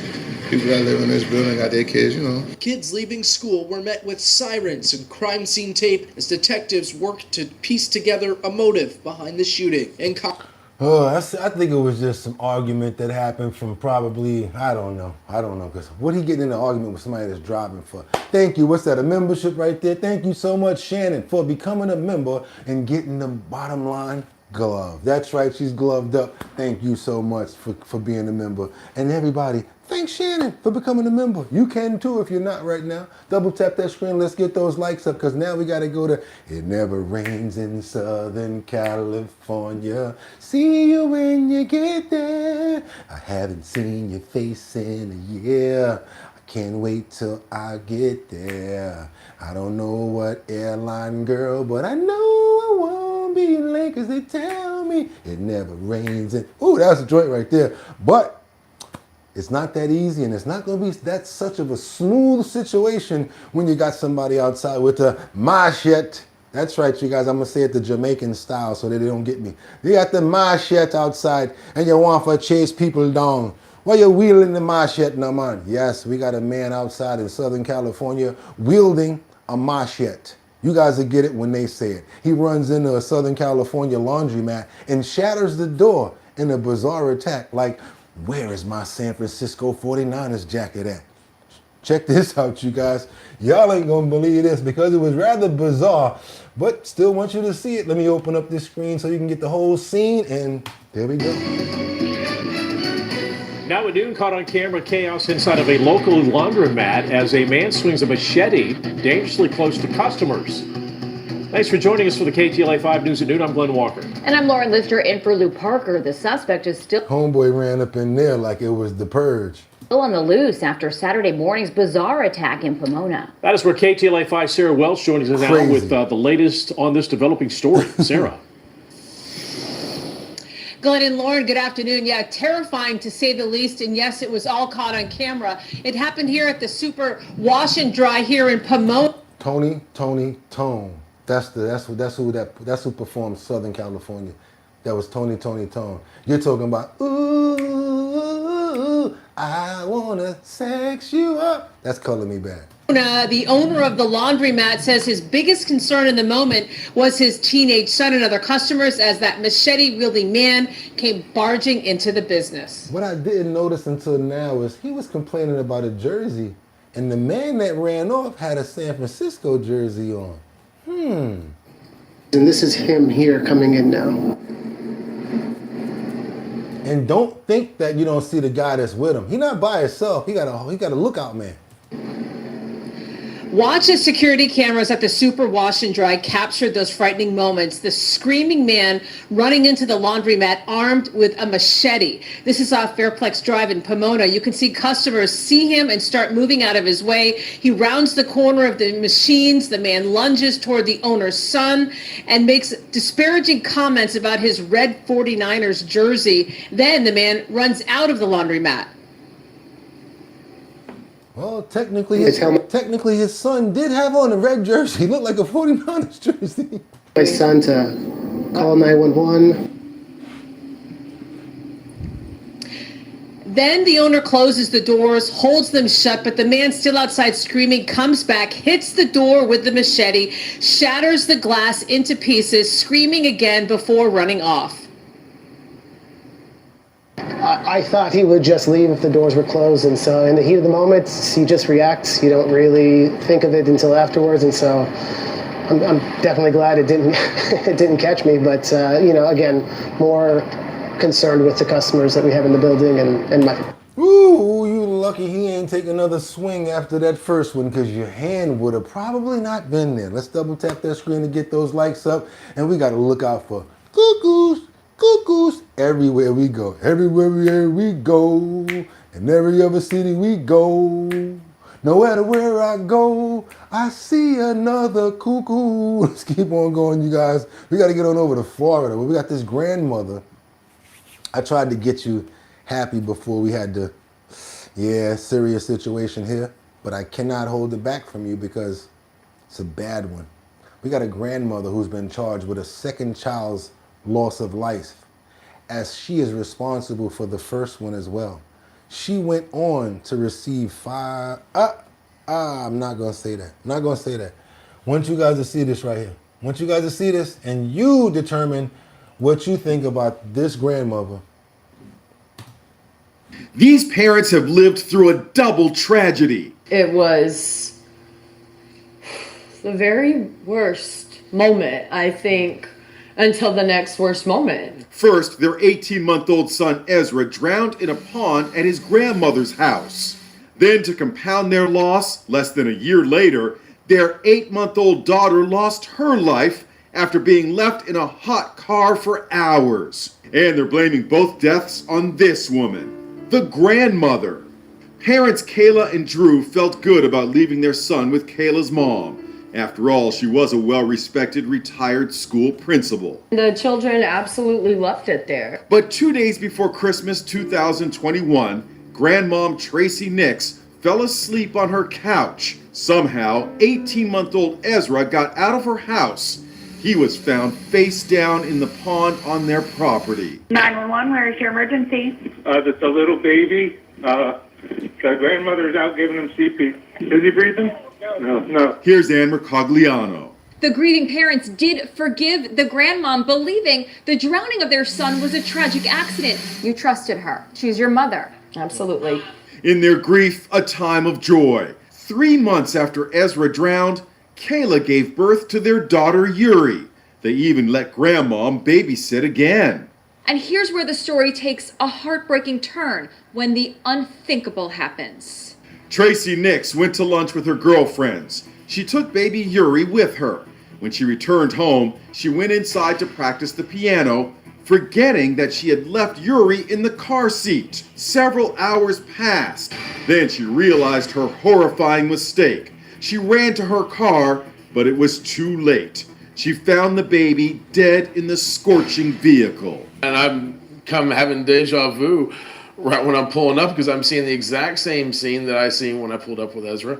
And I'm like, you gotta be kidding me. And I never in a million years would have thought again. They told me that my baby was dead. Did you just go into complete shock?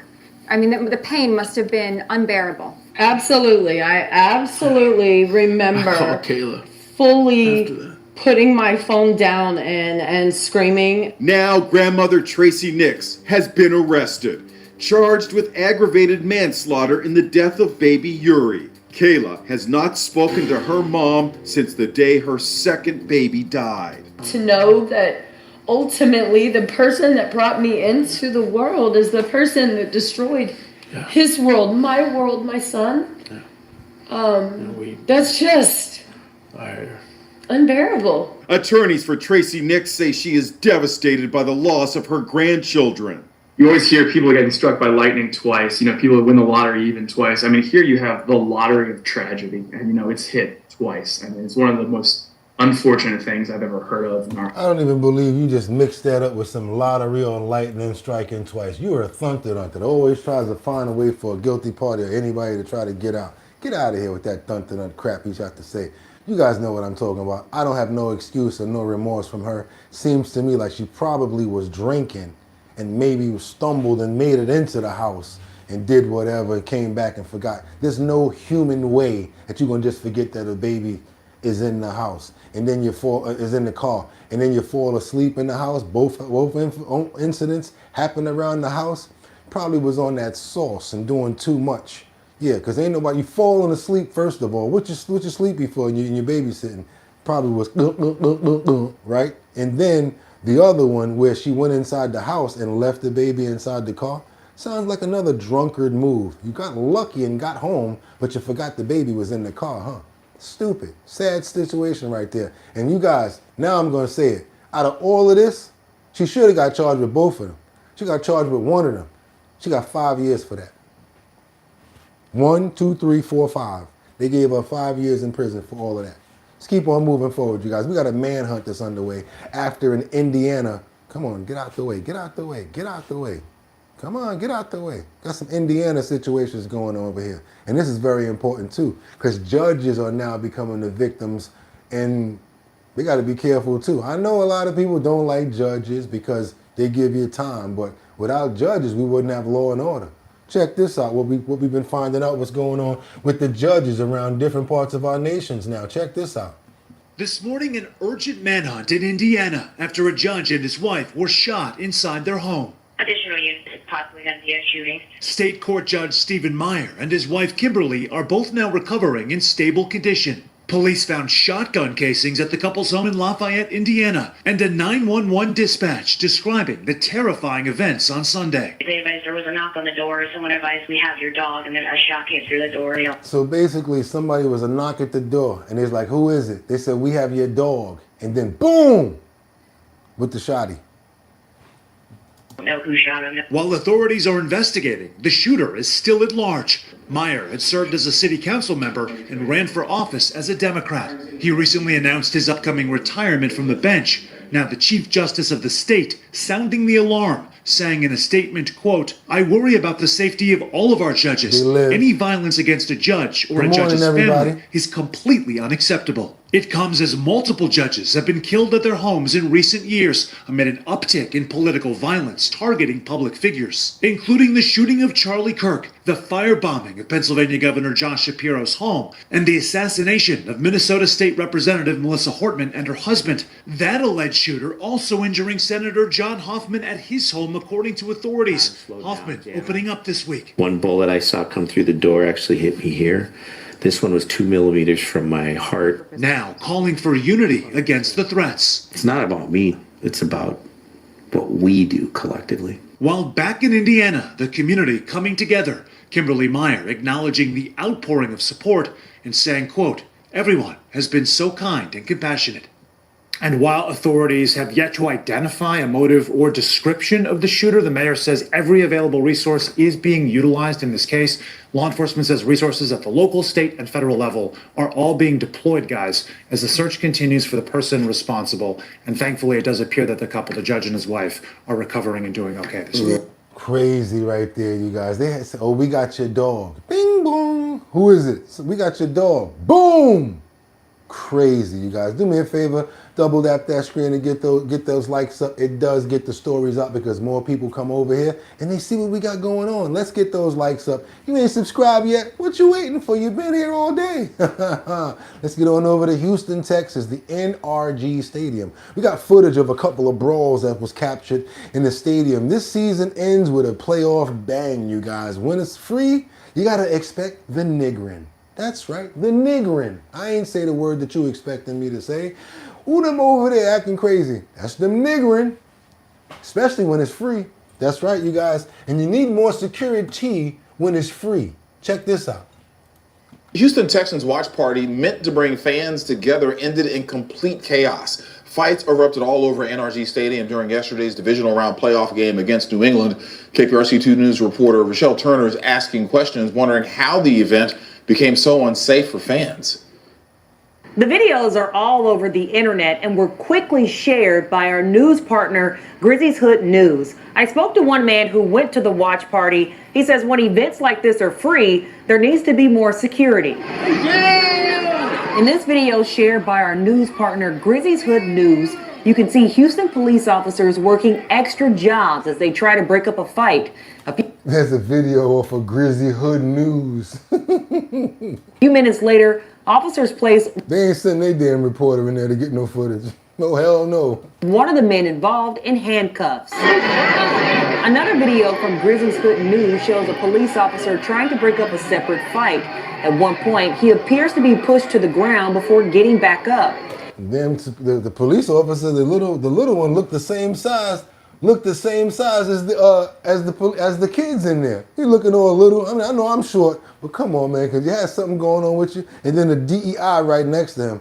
Come on, now, you serious? That was a real short one there. Yes, they have to have some real intimidating security or police. You know, 6 feet, a little taller, be able to move people around. Let's keep on moving forward. You guys double tap that screen and get those likes up. We're going to get on over to Louisiana, Baton Rouge. You know what I'm saying? We got the police department over there. They're one of the first in the country to use this type of drone. I don't know if I condone this drone right here because of what it can do. Imagine you got this thing hovering outside your house, just watching what you're doing in your house. That's what it can do. Check this out, y'all. Check this out. Ever since Baton Rouge Police disbanded its air support unit, it has been utilizing drones more and more. And today, since there's no more helicopters in Baton Rouge, they're using drones. And thank you for the love. I swear to God, I love when I see it. Thank you so much. The department introduced a new drone to its lineup. BRPD says it is the first department in the country to have it. News News Joe Collins has the details on this new piece of technology. This type of drone is completely unique to anything that Baton Rouge Police has in its arsenal, and it's a VTOL, which means vertical takeoff and landing. The machine's name, the Edge Autonomy Stalker VXE-30. Officials tell me with its 16-foot-long wingspan, it can fly up to 400 feet high. Whoa. That's the maximum height currently allowed for this aircraft by the FAA. There are different cameras that can be attached. We have a thermal camera attached to it right now with very good zoom capabilities. It has a 4-hour flight time, this current model. Using a computer, pilots within its range can operate the drone even if they lose sight of it. And the drone itself, of course, costs money, and then the training, all the pilots certified, was a 2-week training, the batteries, equipment, everything together. It was about $1 million package deal, which was money that we got at the end of 2024, beginning of 2025, working with the mayor's office, beginning of 2025. The addition of the Stalker VXE-30 brings the total number of drones in BRPD's arsenal to 31. The department now has 24 FAA licensed drone pilots. Everything from going inside of houses to being up on perimeters looking for bad guys. We can put the drones in the air and help fire department looking for hot spots on buildings during a fire.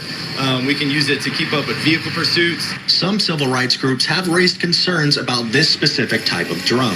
Provided by a company called Edge Autonomy, but it also works very closely with Lockheed Martin.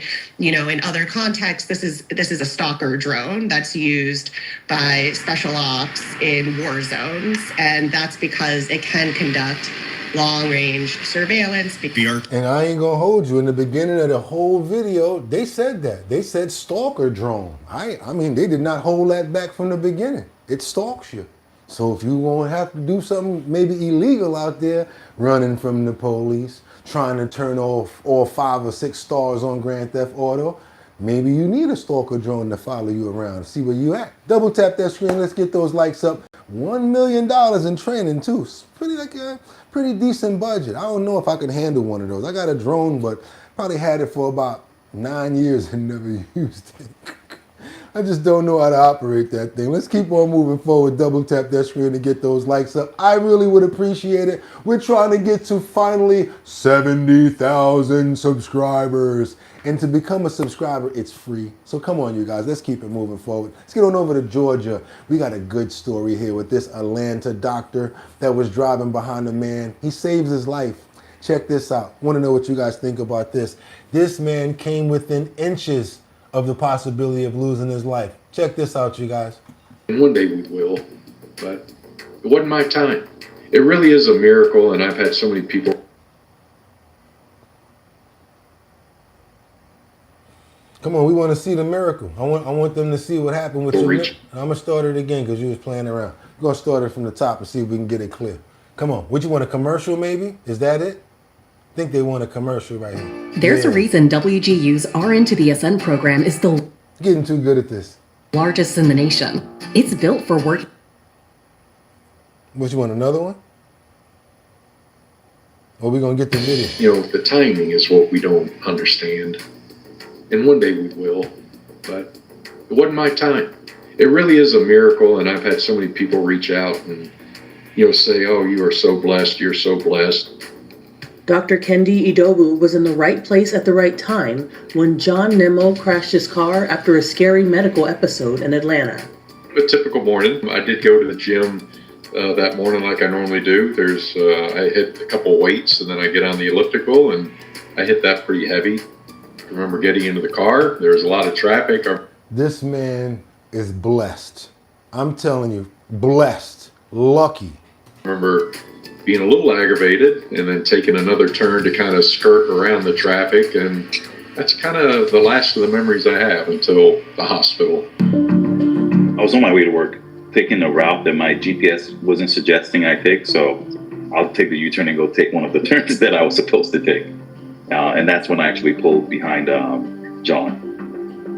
And that's when I started noticing his car inching forward towards incoming traffic. And like, I knew it's not safe, it's not clear to turn yet. So slow down, but that didn't happen. No brake lights. So in my mind, I'm thinking something medically might be going on. John's vehicle went over the sidewalk and stopped at a little embankment before it kept moving forward. So I had to kind of force my way through. I got out of my car. That's when I actually saw John sweating, and he had his hand to his chest, and I automatically thinking, okay, he's having what I described as a medical event, but more likely a heart attack. When I got to his side of the car, that's when the car started picking up speed.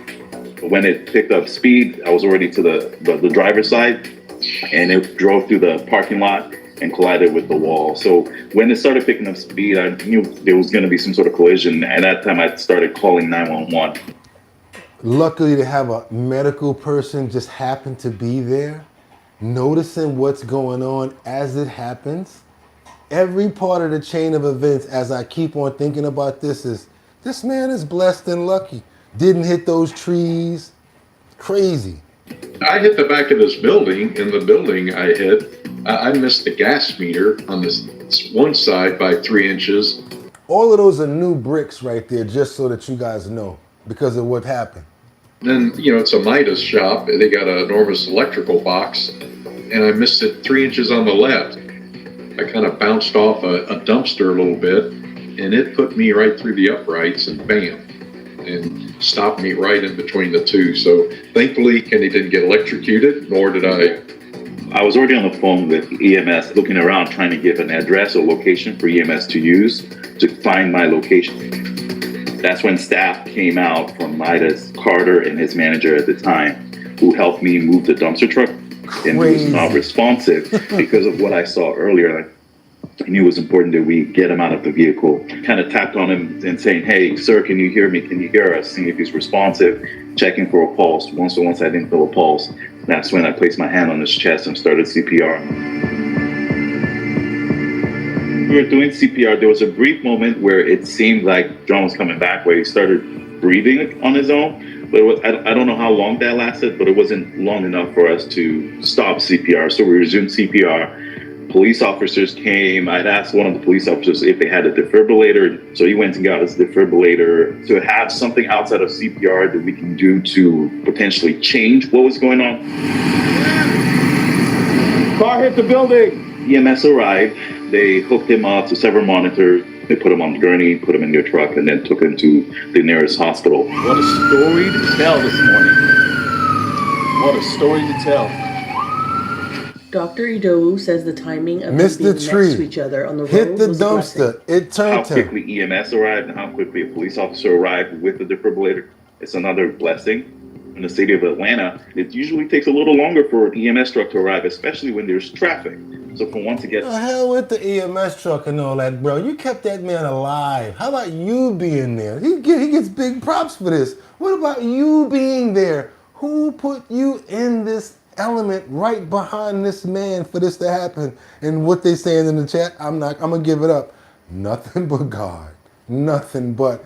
Because by the time that the ambulance would have came, when him doing all that CPR, that was keeping the oxygen in that man, keeping him alive. If he wouldn't have did all of that treatments and helping him out, the man would not have remained alive.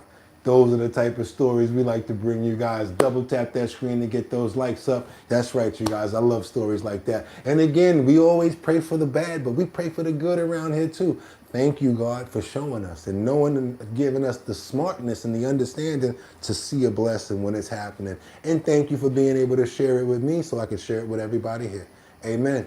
Just double tap that screen to get those likes up, you guys. It ain't over. It ain't over. Thought you ain't like the beat. Oh, groove me. Baby. Tonight, when I get you home tonight. And that's Guy, because you always want to know who sings it. Let's keep on moving forward, you guys. We're going over to Greenville, South Carolina. That's right, you guys. The country deputy adopted. No. See, I don't even want, I'm going to let you guys hear. I'm going to let you guys hear it. I'm not even going to blow up the spot. I'm going to let them tell you what she did. Beautiful, beautiful, beautiful. South Carolina. Get on up here, South Carolina. At 6:35 on the dot. A special story out of Greenville, all about love and hope. This one will make everything that you've been facing this morning seem just so cool. It all started when a Greenville County deputy came into a little girl's life at just the right time. Take a look. Deputy Bratcher, she responded to a call back in 2023 that changed her life forever. She was introduced to this little girl right here, who's now officially her daughter, with the adoption being finalized. The sheriff's office says that this speaks to the heart of their deputies who serve with compassion, both in uniform and in life. I just absolutely love that story. I know we've talked about a lot of dark things this morning. There's some dark times out there, but that just really gives you hope. Yeah, so incredible to see that. But we ain't letting you get out of there that quick. We ain't letting you leave. We can't just let you step up out of there, Mr. Sherman Clump. Who is this? Is this a teenager? Is he a child? Is this a man? I have questions. Beautiful story that preceded it. But what's going on with Big Boy right here? Look like he had a lot of burgers or something. Is this a man? Is this a child? Is it a preteen? Help me out here, guys. I'm really having a problem going on right here, because the suit is making me very confused. That's right. Stare at him for a little longer, you guys. Now that you see him, you can't take your eyes off of him. I know it. I know it. See that. All right, you guys, let's keep on moving forward. Yes, I got more for you. Double tap that screen to get those likes up, because he was a big back, big back, big back, big back. Yeah, my back is loaded up with big and delicious foods. Yeah, my back is loaded up. My big back has no rules. Let's keep it moving forward, you guys. We want to give a big shout out to the lady that adopted the child. Hopefully they have a fantastic family and a fantastic life. She looked like she was so happy. Giving that big old kiss on the cheek. Wasn't that cute, you guys? I know it was. Let's keep on moving forward. Let's get on over to Philadelphia, where we don't never hear about stuff that really happens in Philadelphia too much. But guess what? We got a good act that really came to work and really happened really good. Imagine if you're a little boy and you're walking to school minding your business and a lady comes and approaches you and she tries to take you. What? You've been trained though. Your parents have taught you the right way about going about stuff. Check this out. I think kids need to learn from the next video that we're about to show. Anybody want a kid to learn about how to get out of something? You might want to show them this video right here. Let's keep on moving forward. This one is Act Like You're My Mom. Members of the community and police are singing the praises of a 10-year-old boy and a 17-year-old girl for foiling what appeared to be an attempted kidnapping in Pottstown on Friday. Action News reporter John Paul is live at Pottstown Police with that story tonight. John? Jib just got off the phone with police a few minutes ago. They tell me they have located the woman involved in all this. Now, the 10-year-old boy was walking just down the street. He was walking home on Friday when he says the woman tried to lure him away. That day when I was watching that video, I cried every time I saw it. This is the video that made Sam Green cry. His 10-year-old son, Sammy, is at the top of the screen and was being followed by a woman on Friday. Said that she probably knew me and she was going to Wawa and that he was supposed to go with her and he can get anything he wanted. But Sammy wasn't Come on to Wawa with me. You can get anything you want. going to fall for it. He knew exactly what to do. His dad taught him how to act in a situation like this. So he walked inside of a store that he was familiar with. It's called Danny B. Funky, just down the street from his house. We talked to the owner. He felt comfortable enough to come on in here, and he came right around the corner to where Hannah was, and he whispered in her ear. You can see it on the video. He walks to the store clerk and leans in. We found out what he said. He said to act like you're my mom. This lady's following me. After processing what was going on, you see her get between Sammy and the woman who was still holding the door open. She walks over. It's like, act like you're my mom. This lady's following me. Pulls it shut, and then locks it. The woman runs off. Sammy is now safe. The owner and Sammy's dad aren't sure what the woman was trying to do, but they know that Sammy and the clerk both did the right thing. He just knew something was not right and did what he needed to do. He did what he was supposed to do because he didn't know the person. I think that, yeah, we need to know how to get out of them situations like that. Even if it wasn't nothing that actually was going to probably go down, we still need to know. We got record snowfall that buries Russian cities under 7 feet of snow. And when I say 7 feet, I mean 7 feet, you guys. Thank you so much for the $25 super chat, Shannon. Happy anniversary. Blessings to you and your team. Also, big up to the mods. We're all awesome here. We got the best co-hosts and the best fam here. And I hope you subscribe, everybody. Check this out, all this snow in Russia.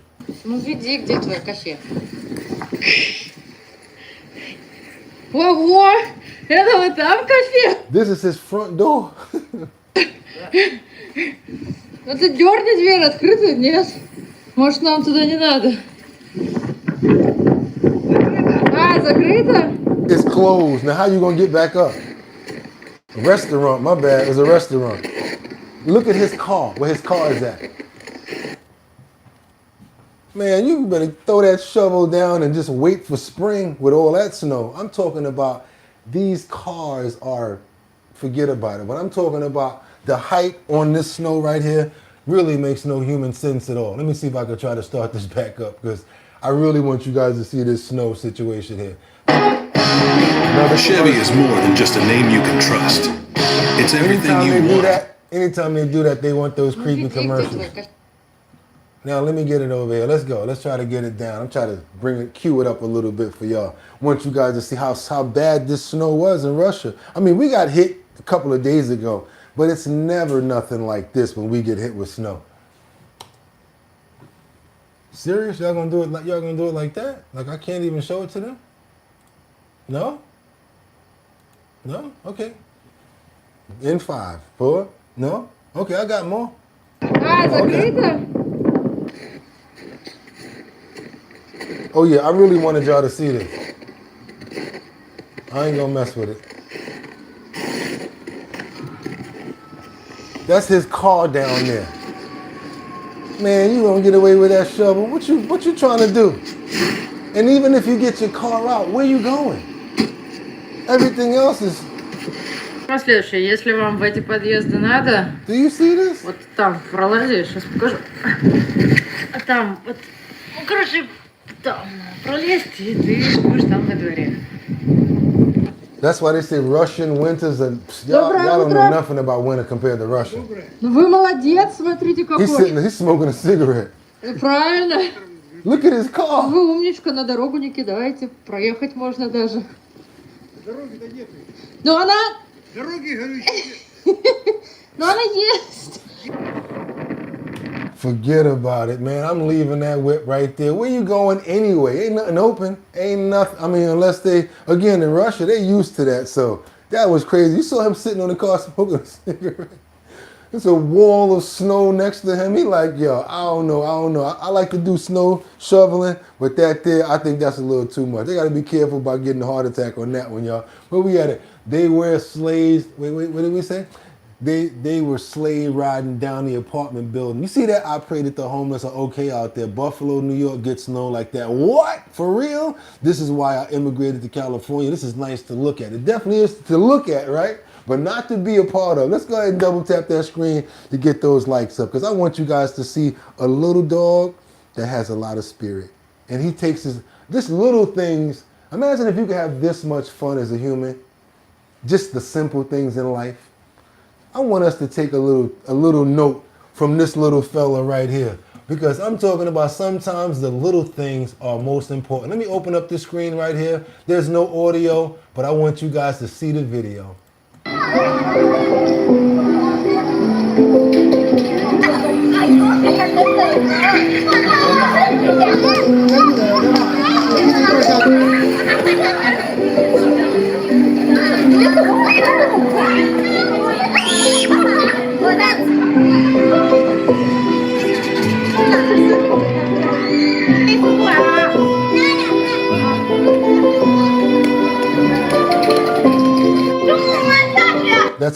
That's gonna be one very tired dog.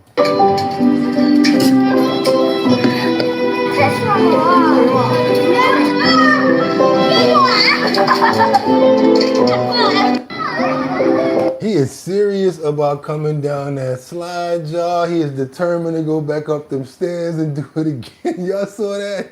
That was a whole different kind of zoomies right there. Let's double tap that screen to get those likes up. If you guys have not subscribed to the channel already, what are you waiting for? We're gonna keep on moving forward. We got a trooper that jumps into a frozen pond to save an 8-year-old boy. Camera footage, you guys. We're gonna do it like this. Let's keep on moving forward. I know y'all like, what is he doing? We're gonna keep it moving. Let's do it. Because we need heroes. We definitely do. And sometimes they come in the form of a trooper. I guess you got to take that name serious when you get that title, trooper. Say again? This is Vermont.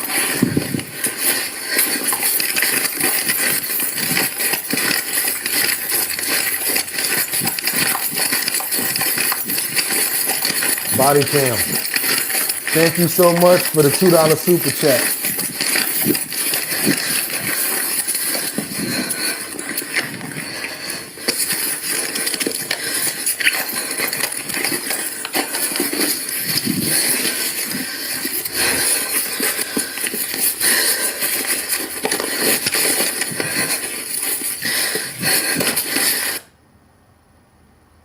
Yeah, you got perfect timing with your bulldog.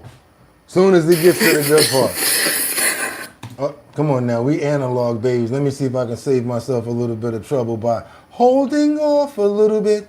See if I can catch it. Let's go.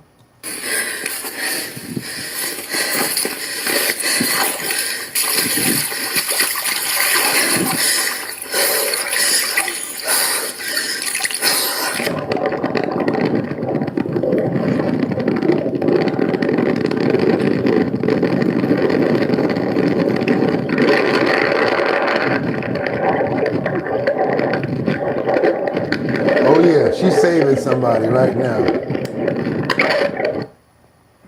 Breaking the ice to get back. Y'all saw that person that was there floating, right?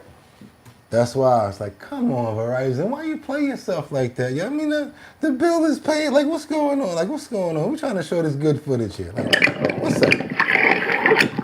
What's going on? Call rescue!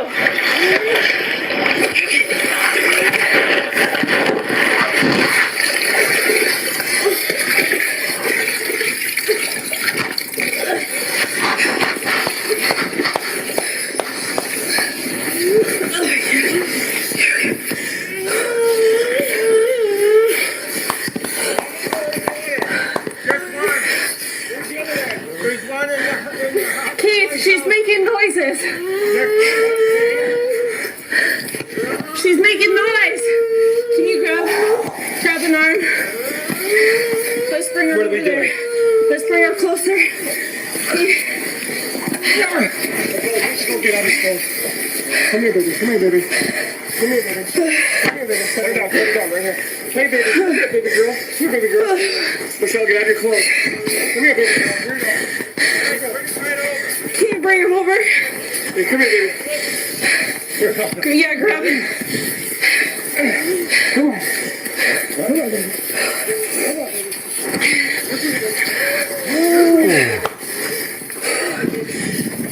The child was taken to a local hospital where she made a full recovery and later returned home. Double tap that screen, get those likes up, you guys. That's what I'm trying to talk about right now. You never know that the life, and look how small she was, look how young she was, and look how precious life is. And luckily, that trooper, a real trooper, was there at the right time when she really needed somebody. That was it, y'all. She was floating in that water, face down. Y'all saw how serious it was. I didn't even see her in the water until she got in the water. Thank you, Lord, for saving her life and keeping her with us. We appreciate you in every single thing that you do, especially when it has to do with the children. Amen. Just double tap that screen, get those likes up. If you have not become a member, what are you waiting for? What, I don't do enough work for you? Okay, maybe this guy can do some work for you. We're going to get over here and see what's going on with Nova. That's right. This is my boy Nova right here. He's coming up with a full recovery from his IVD surgery. He's not yet ready to walk on all fours, but he's standing up without his wheelchair. Let's keep it moving forward, you guys.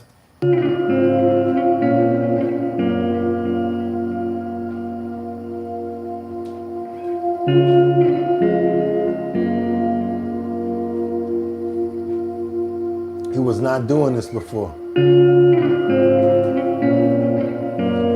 Got his hair growing back on his back. I'm telling you, I think my boy gonna be back with it by springtime, y'all. Springtime. Lynn and Nova. That's right.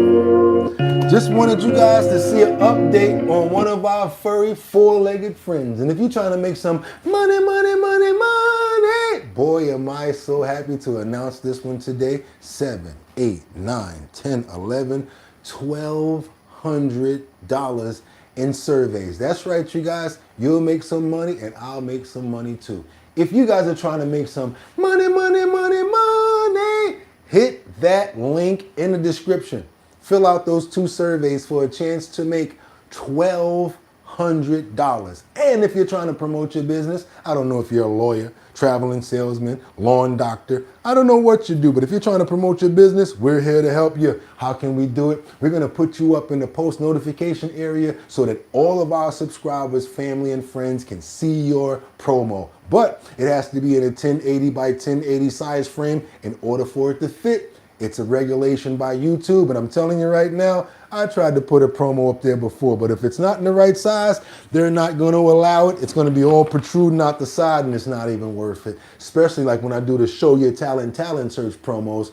That's the promo that we're doing for the talent show in Manhattan, Bronx, Brooklyn, Queens, and Staten Island. And if you guys win, boom, you get a chance to win $250 in each and every one of those boroughs. It's sponsored by Big Drip Hard Punch. You guys want to be part of the Show Your Talent search? All you got to do is go to the website, www.drinkbigdrip.com. That's right. I'm your host, sponsored by Big Drip Hard Punch. What is the Show Your Talent search? That's the talent search where you show us your talent. Actually at the local events, or now we've made it so that you can go online, boop, press that button right there and go online, and we'll be able to see you live. And if you win, boom, $250 to you after we get everybody together from all 5 boroughs and including one person from online.